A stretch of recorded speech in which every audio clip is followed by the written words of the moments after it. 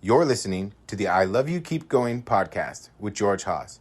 For more information, please visit our website at www.mettagroup.org. That's www.mettagroup.org. So welcome everybody. This is I Love You Keep Going. It's August 18th, 2022. It's 7:35 p.m. Pacific Daylight Time. And I read in the paper that the James Webb Space Telescope has been returning these really interesting images of the universe and mainly pointing to the idea that the Big Bang Theory is actually not true, which I thought was really an interesting sort of dilemma for us. We like, as human beings, to organize things in such a way that we feel a sense of safety, a sense of security in the way that we understand our own lives and the world around us and the people in our lives. And yet in Buddhism, we often talk about the groundless ground, that there isn't really anything to stand on. And we talk about that in terms of the ultimate reality being changed into conceptual reality, and all that we can really rely on knowing is ultimate reality, which is the pure sensing data. But 2,600 years ago or so, when they formulated these ideas, we weren't so sure about the lag in terms of creating that experience. Now the science on brain time is pretty good, but the processing speed of our system is such that we really do run a half a second behind what's actually happening. That is to say, the self experience is running a half a second behind what's actually happening. That the body mind can process urgent material in about 3/8 of a second, and pleasant material in about a half a second.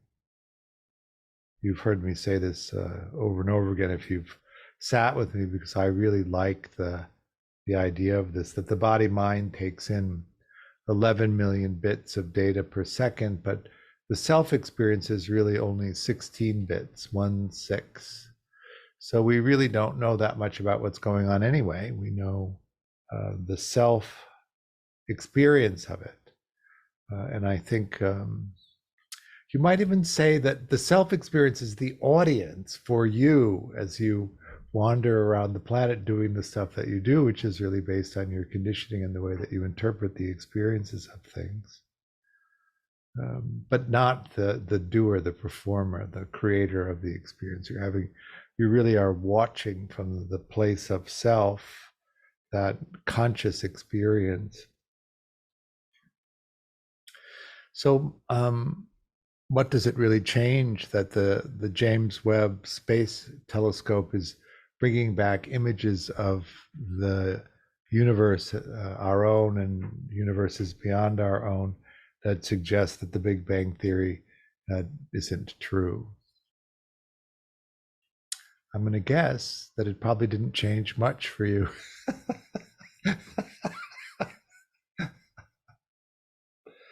Other than there was some sense of security, and that we have an understanding of the nature of what this human experience is, and these big, broad underpinnings of it. What if that's not there?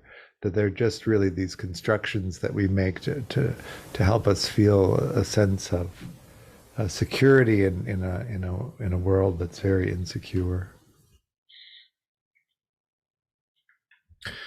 When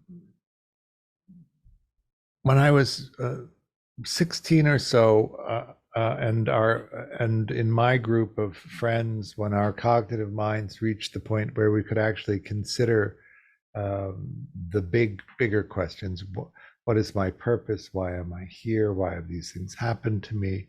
What should I do with this life that I have? I think I entertained that for about 3 years. And then around age 19, I decided that these questions were unanswerable and it was a waste of time and that I should do something else with my time besides try and figure all that out. And so, really, coming into meditation for me was this practical experience of wanting to reduce my suffering from being alive. And mainly the problems that I had were around making relationships work. I think I have trouble. I've had trouble all my life, and I still have trouble reading social cues accurately. And when I was much younger and too frightened to actually investigate or ask for confirmation of my interpretations of things, I got things wrong so often that relationships didn't work very well. And so it's been an interesting journey to develop a sense of confidence now to be able to ask directly for what I want to know and to verify my interpretation of what actually happens or what the experience of the interaction with other people is as it's happening.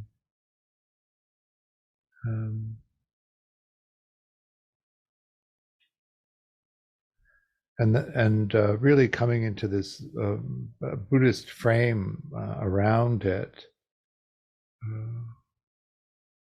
when you really touch into this understanding of the experience of self as the audience, watching yourself in a way do what you do based on conditioning, based on the creation of the experience of the data that you take in, it makes the constructions of fearfulness less gripping, I think. We have the capacity to sense the object that can be sensed when there's contact. A consciousness of the sensing experience arises, which is undefined. It's evaluated for urgency, processing. That's the first interpretation. And then there's a queue of sensing experiences that are compared to our perceptual database. And if there's a close enough match in the perceptual database, we assign the meaning of the previous experienced sensing patterns, and from that create a conceptual reality, which we then know as a self. It's our organizing principle. But that is so dependent on our conditioning to know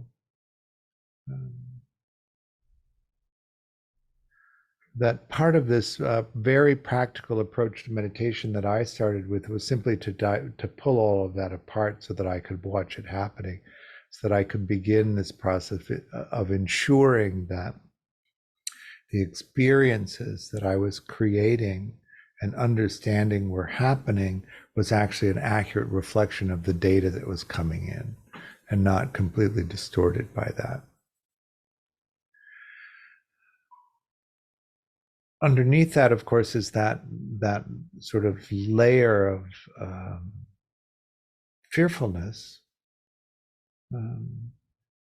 If everything is so uncertain, if there isn't a truth, a universal experience that can be known about what's happening, that it's completely subjective, completely based on my conditioning, completely based on my mind state in the moment,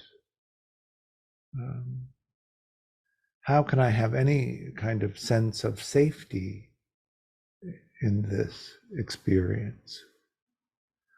Some things are predictable. For instance, if I say to Lucy, you want to go for a walk, she perks up because she apparently can understand that languaging. Because I can say, I'm not going to take you out, and she has a different response, and she's a dog.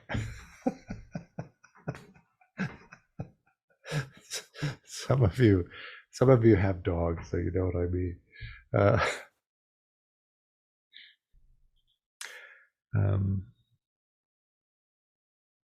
so the world changed because the James Webb Space Telescope brought back data that suggests that the formulation of the universe as we know it is not actually formed that way. And everything stayed pretty much the same. Um,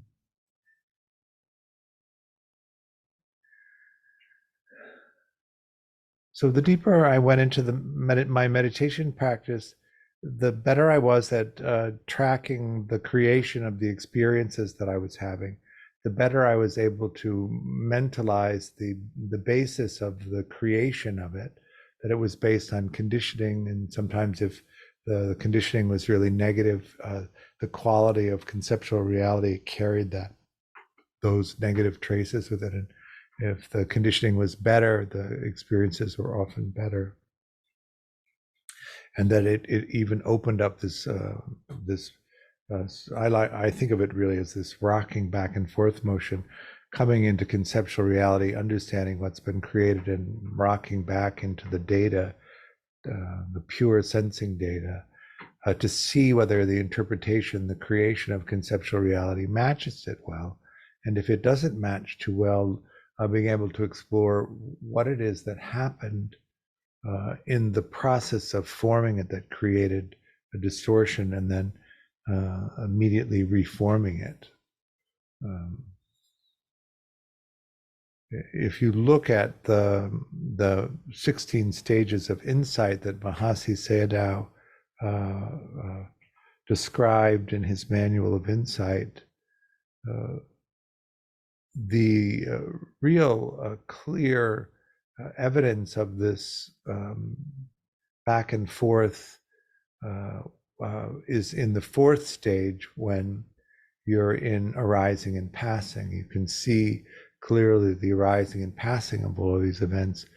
And as the concentration increases and you see each sensing experience arising and passing, and how the sensing experiences come together to form these impressions, and as they come apart, the fluidity, that smoothness, that movie-like quality of conceptual reality begins to give way, and it gets jagged. And I like to call it a staccato, a kind of staccato representation of things. And then you go into dissolution and you're just energy.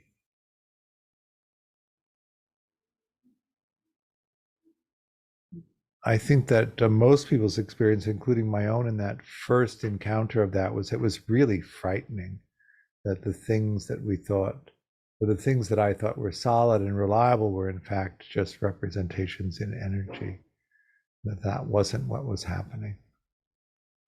And then there wasn't so much a understanding of it as there was a getting used to it. This is how it comes apart. This is how it comes together.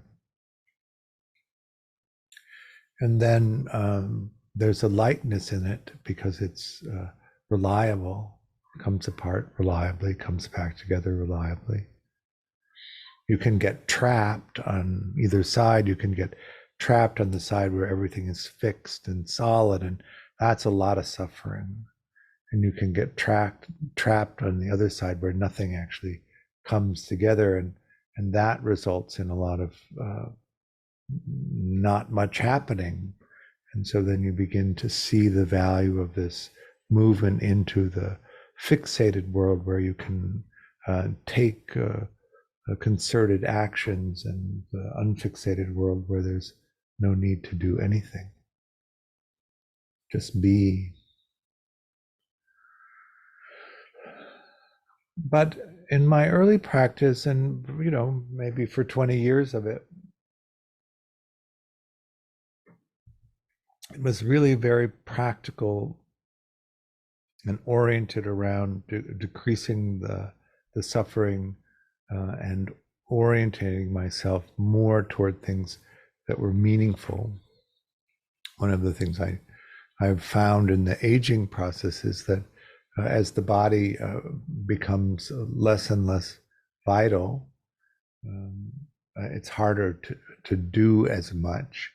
And so there's a falling away of extraneous activities, which provides an insight into the nature of what's essential, what's really meaningful, when there isn't an abundance of energy to do everything.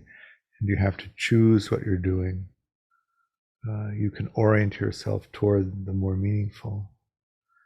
And that's quite rewarding. But still, that edge of practicality.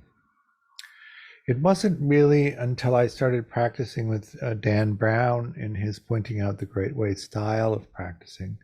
It was an easy transition in a way because in the Tibetan Bon tradition, pointing out the Great Way is akin to a lot of instructions.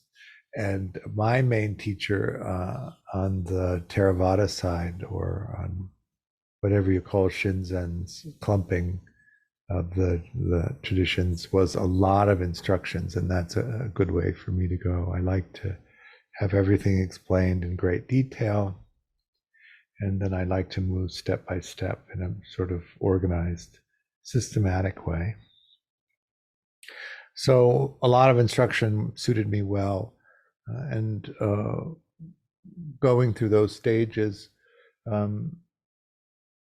it was both exhilarating and disappointing, I have to say, because I was really hoping for a whole new perspective that was different and would create a kind of contrast between the practices, so it'd be easier to see what was actually going on.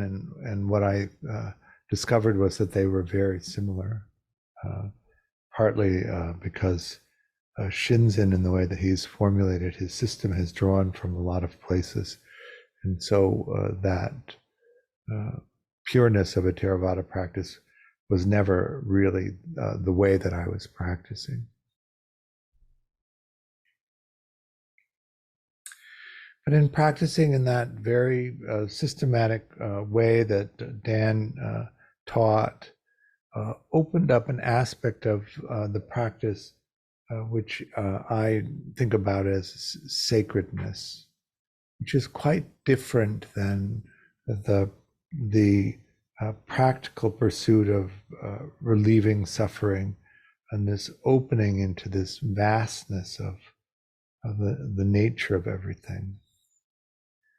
And in getting into those experiences where there is this profound sense of sacredness, but there isn't much of a self-identity experiencing it, the absence of the audience and just the beingness of it,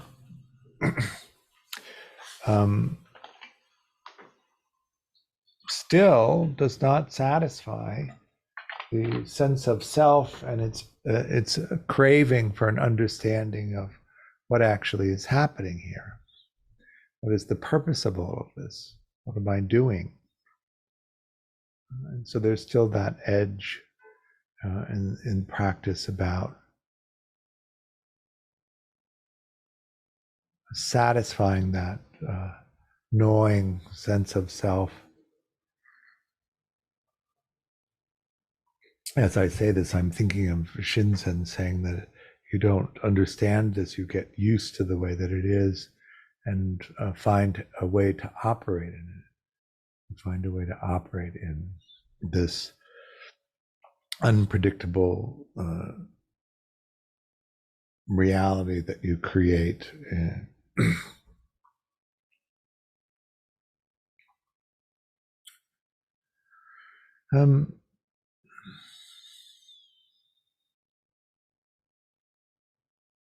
It's an interesting time, you know, the old Chinese curse. I hope you live in interesting times.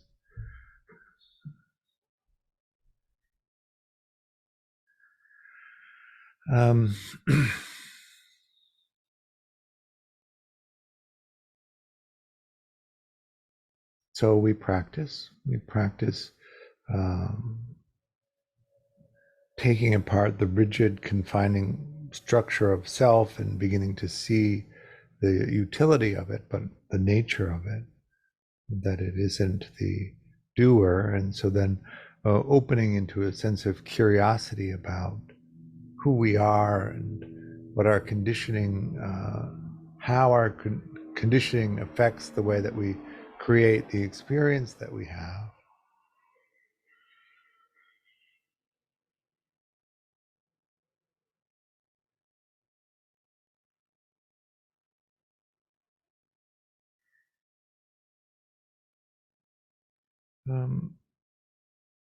Comparing it to the capacity to sense that we have, making sure that it's accurate so that we can be effective.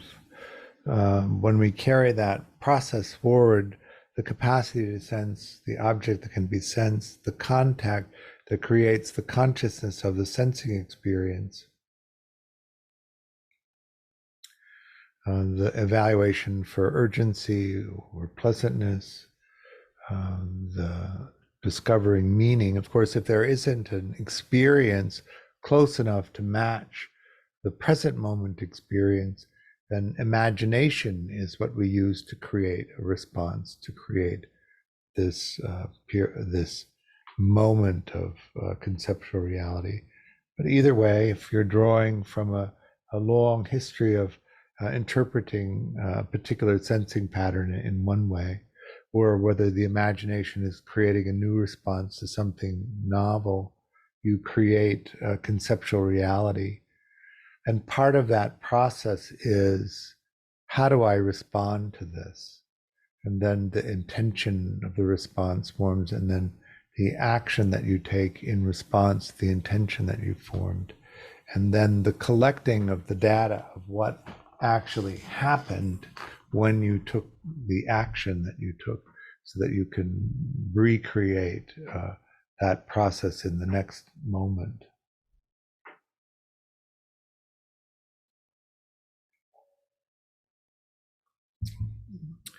The thing about meditation is that it makes it possible to track all of that. You can train yourself to be able to track all of that. Whereas if you don't practice and you don't mentalize well enough to track all of it, that just keeps happening.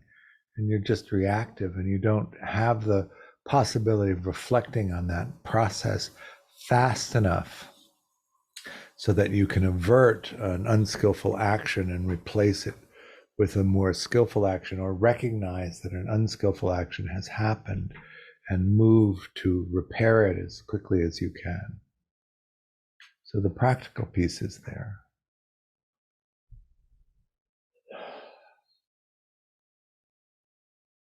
To sit in meditation and abide in a practice that leads to the creation of this sacredness, and to abide in that experience of sacredness as long as the practice is going. And then as you end the particular practice and come out of that, there's this lag of sacredness, let's call it, this experience of sacredness, which changes the perception of conceptual reality, so that there's this quality to everything that is infused with this sacredness, which Dan would say was more accurate in terms of the understanding of this. In the article I was reading about the James Webb Space Telescope, I'm repeating it because it's hard to remember what it's called.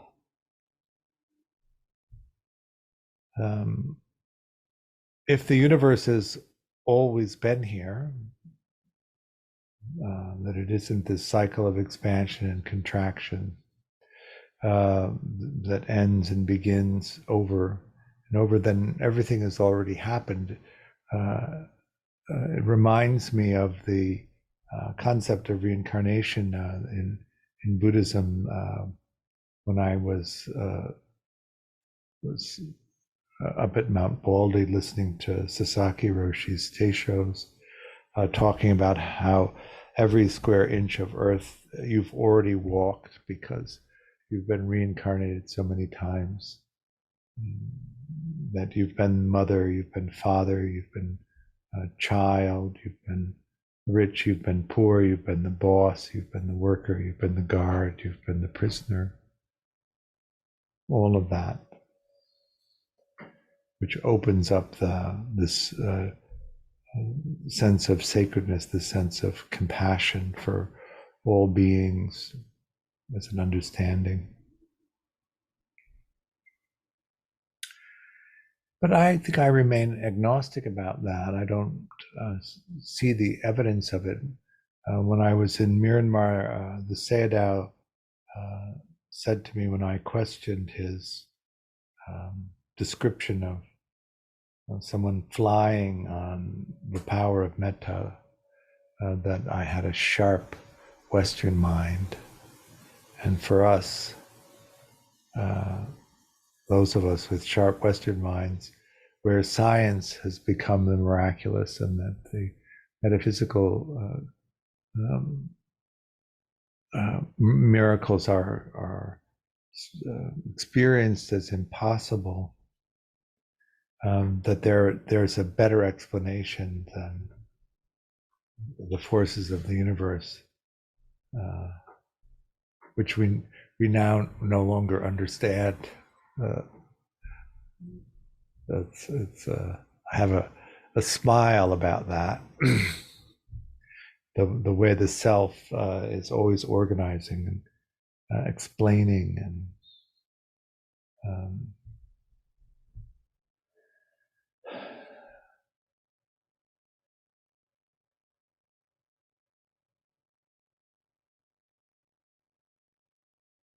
the thing that comes up in stacking all of these different teachings and stacking the experience of practice and the explorations of these different experiences that come up is this profound sense of kindness in relationship to everything. Here we are, these delicate creatures. If you accept the conjecture of the people examining these photographs of outer space, the possibility, the pure chance possibility is so infinitesimal that you would arrive in this form. I remember when I was sitting with Catriona Reed when I first came to LA in '92, the metaphor that she used was that the chance of being enlightened is as if a life ring fell off a boat and you were a sea turtle and you just at random popped your head up above the water inside the life ring.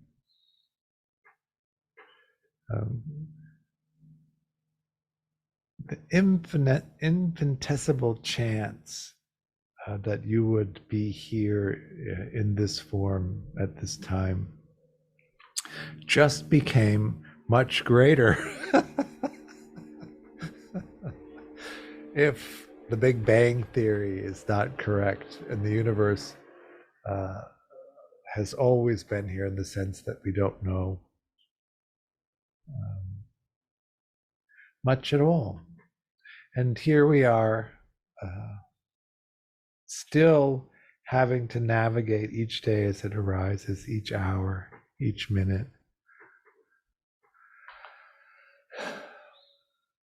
It's easier, in my experience, if the appearance of everything is sacred. It's easier if the appearance of everything comes and goes, and that we have the capacity to watch that process from the self-experience, rather than getting stuck in this fixated place of believing that what we're experiencing is what's happening. But it still doesn't answer the big questions that at 19 I decided were unanswerable.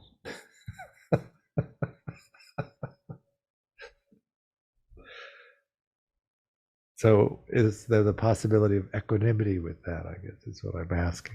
Christian. George, do you think that any self-concept that we work hard to come up with, even if it's a really positive one, is essentially like an illusion in the way that the James Webb Telescope has revealed the Big Bang to be? um,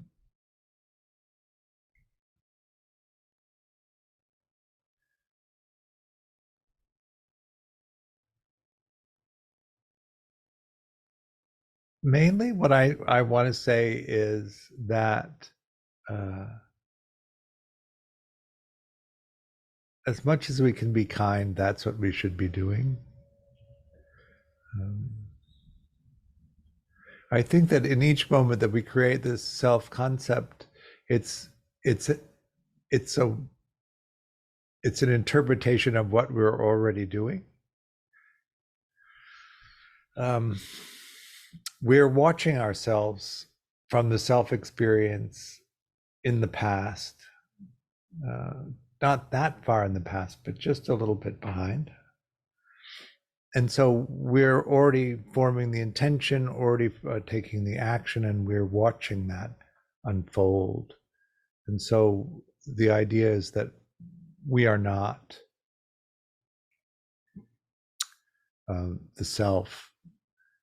We are this activity that is self-knowing. Maybe that's a way to put it.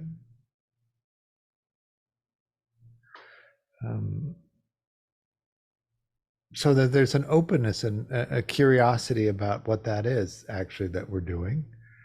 There's a kindness about it, and also a care to try and shift us away from destructive formulations that we might make toward something that's more beneficial. How do we know it's beneficial? Because there's a quality of peace, I think.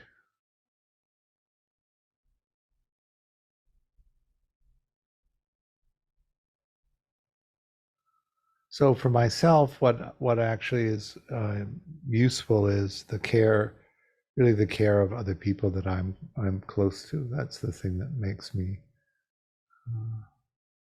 happiest. That provides a sense of purpose and meaning. We I talk quite a bit about attachment and that secure base that you build in relationships around you, which actually affords you the possibility of exploring things that have meaning.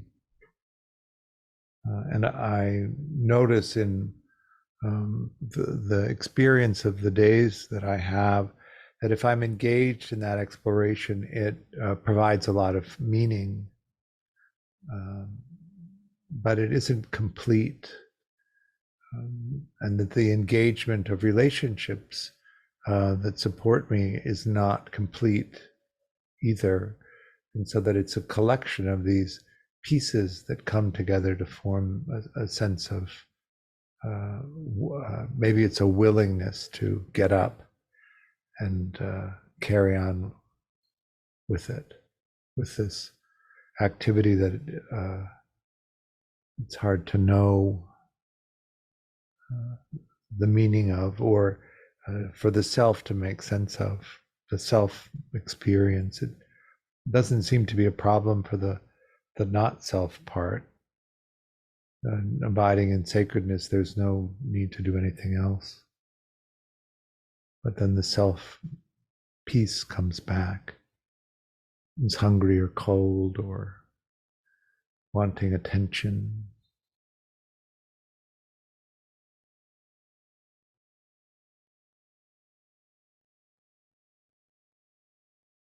There was a mention in the article that I read about one of the prominent proponents of the Big Bang Theory waking up startled in the middle of the night that he'd gotten it all wrong. but then not knowing what actually is happening. So that's one of the things that I think that the practice is really helpful with, is this not knowing aspect. We have this present moment experience over and over again, not knowing. I remember there was a Zen practice called Don't Know Mind. I don't know if you've done it, but you sit with other meditators, and each time you have a thought about knowing what's actually happening, you say, don't know, out loud. And so we would go over to a woman's house in Studio City, and she had a pool in the backyard, and we would sit around the edge of the pool, this ring of meditators, and then we would do yasa, which would be, we would sit at 10:30 at night and then sit until 5:30 in the morning going, don't know. There'd be like 15 people going, don't know. And it was exhilarating to do that all night long around a pool. Lit, you know how sometimes in-ground pools have lights, and the blue, if you turn everything else off, is quite beautiful. And then that craving mind of wanting the answer, wanting to know what's happening, just locks everything down. And then that passes like all things pass. But I did have a good laugh that the telescope that they put up there to prove the Big Bang Theory has actually revealed that it's probably not true. I can't wait to see what happens with the collider. You know, smashing into particles to see what else is there. So why don't we do some practice?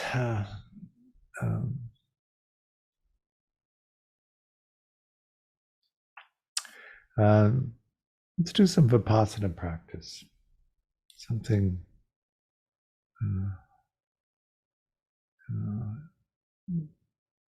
just don't go on, so we can open up into that possibility. Go ahead and take your meditation posture.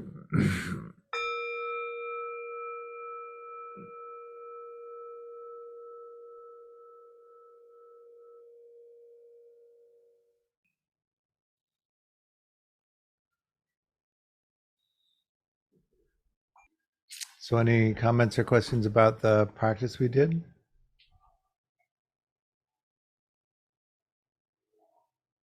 Falling asleep is a gone. Waking up is a gone. Christian?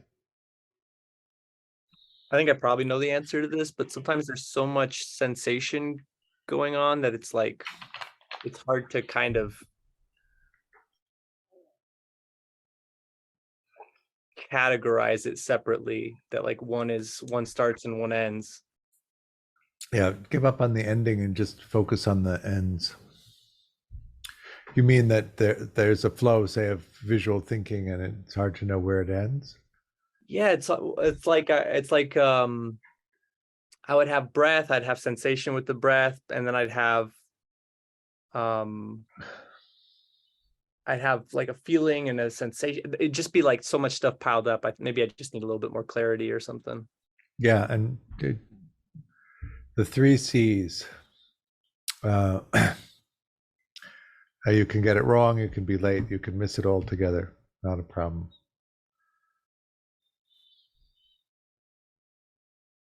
Anyone else? Keith? Yeah, I think the beginning of something being gone, and then the micro macro part hadn't occurred to me before, but that was I guess it was interesting to experiment with. it's kind of know the staccato like feeling of it that gave it like more of a like a fluidness, I guess. Uh-huh. But yeah, I had the same kind of experiences Christian in some ways. Like it was hard to like parse out like did I Yeah. miss it? Was it there? Was it did it even happen? Is this even a new thing? Yep. So that's fairly ordinary. And then as you do the practice, the concentration will turbocharge and everything will become vivid and crystal clear. And that's really what we call the arising and passing event when that shifts. And then it's really fast, really vivid, really intense, and you have to abandon labeling. But most of the time, the technique is what you're describing, which is this kind of search for clarity, because so much is happening. As this Christian is saying, we just need to bring the James Webb Space Telescope on our sensory experience to be able to clarify it. All right. Thank you all for coming. Thank you for your practice. We have a new level 2 starting on September 6th. If you haven't done one, I think pretty much everyone here has. Christian? George, can I just keep you after this for like a minute? Sure. And then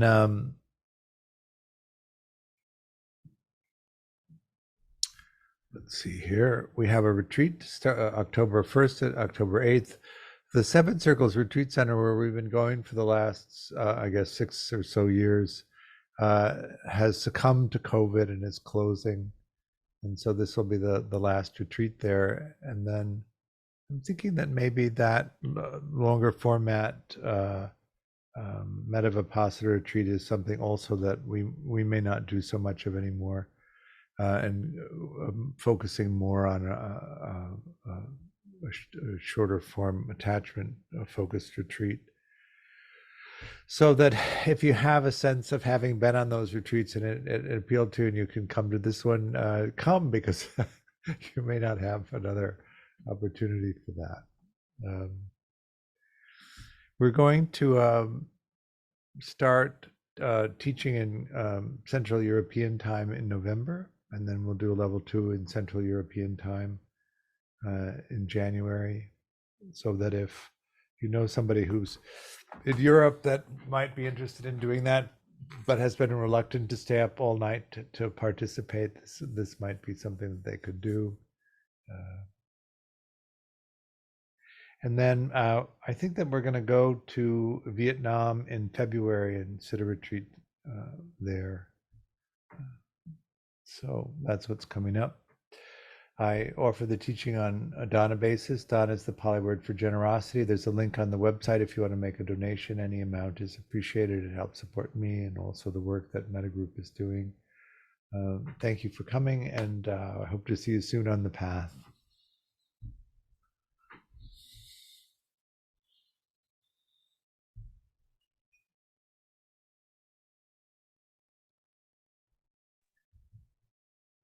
It's not really a big deal, George. I just realized that I forgot about the time difference.